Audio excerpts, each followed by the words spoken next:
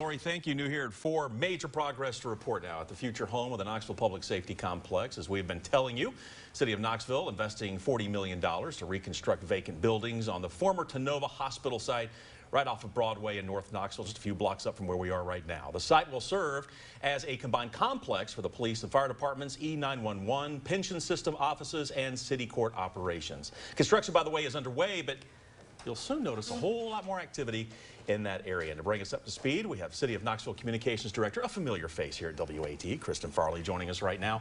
Also from Community Empowerment, the director there, Charles Lomax, joining us here in the studio. Great to have both of you here. Glad to be here. All right, so we just talked a little bit about Kristen. Work's been going on, but there's still more work and maybe even more we're going to start seeing here in the near future. So I know you were just up there a few moments ago. So what's happening? Yeah, Charles and I just went by the site up there, and people probably have started to notice a lot of heavy equipment there. This is the first real day that you're going to see this exterior demolition. There's been so much going on the inside of the buildings, but now you're actually seeing things come down. The heavy equipment is making noise and is out there. We're talking about the East Wing right now in particular.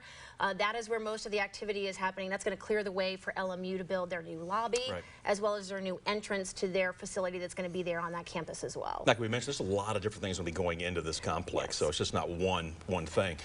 Charles, let me ask you this. As far as the neighborhood there, or just people who used to use that hospital, I mean, you know, there were people that were born there. There's a lot of memories there. I know you do a lot of work with the neighborhoods. So what's happening there as far as trying to make sure that we don't lose some of those special moments that these people have? Well, we know this site is near and dear to the community, and so we are working with the community to try and preserve as much as we can. And so we know that there are a number of plaques that have been around the hospital, and a number of different things that people are, you know, just hold valuable. And so we're working to preserve that, and we are also going to be replanting the trees at the safety complex as well.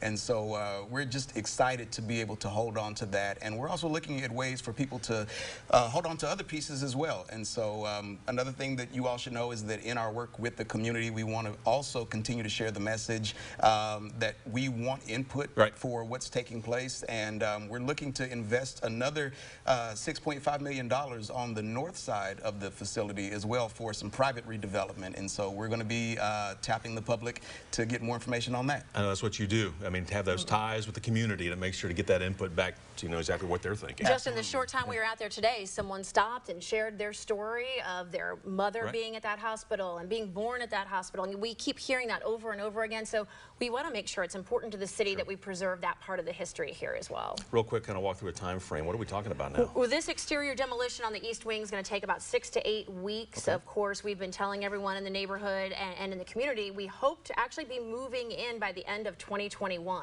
But this particular phase will be about 6 to 8 weeks. We did also notice while we were out there, and we contacted the construction crews as well, they are spraying water as they're bringing this down to try to keep the dust down in the neighborhood. That was one of the concerns in the community. Of course, there's always a little bit with something like this, but they are working to kind of keep that low to keep the community clean and safe. And a lot of people were driving by and stopping by while we were out there to take a look at what's going on. Now that you can finally see all that stuff happening on the outside. Charles, appreciate you coming by. Kristen, what's it like to sit in this chair? A little bit different to sit here right now. I'm a control freak, so I want to be there. I know. All right, great to see you, though. Good to see you, too. All right. To stay up to date on this project, we've got a link to more information from the city on our website at WATE.com. Lori, back over to you. Oh, thanks, everyone. Yes, good to see Kristen Farley. And Charles Lomax, too. All right, thanks for being with us.